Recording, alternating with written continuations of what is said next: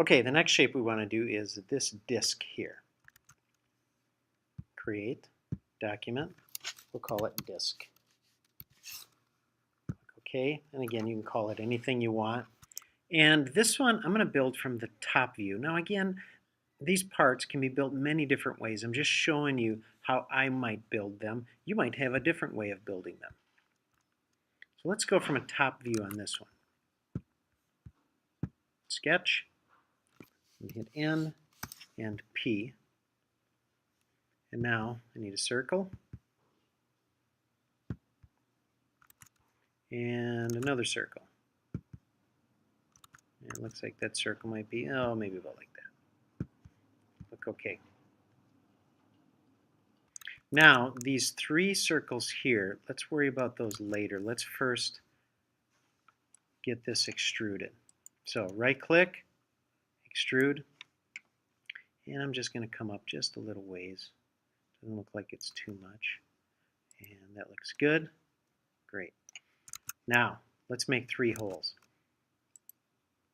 I'm going to select this surface, right-click, New Sketch. Now on this sketch, I'm going to use a little cheat thing. Actually, here, let me get my screen flattened. Hit N, and from here, again, these drawing aids are great. The little marching ants. Like that.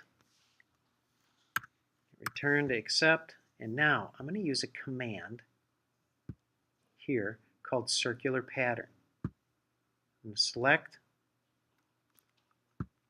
this, and now it tells me that it's going to make 3 of them. Now I could pull this arrow around, but I want them evenly spaced, and I could change the number to 5, let's say 1, 2, 3, 4, 5, and just stretch that out, but we only want 3. 3 of them evenly spaced, about like that. Looks good. Hit return. I'm going to accept this sketch. And now I'm going to select each one of these. I'm going to do my extrusion, remove, through all. Just like that. Again, that function, if I open up that sketch again, was up here. Circular pattern, we have linear patterns, and so forth. Circular pattern is what I used. Okay, now let's finish this up. Right click, another sketch. I'm going to hit N. And I want to center this a little better. I'm going to create a circle. I'm going to start from that center point. I'm going to bring it out about like that.